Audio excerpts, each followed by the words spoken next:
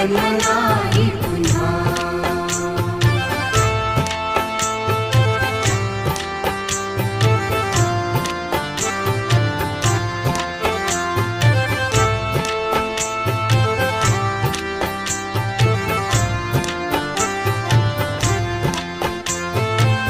हा जन्म आहे सद्गुरु कृपेचा, हा जन्म आहे सद्गुरु कृपेचा, हा जन्म आहे सद्गुरु कृपेचा। हरि ओम स्वामी समर्थ म्हणा,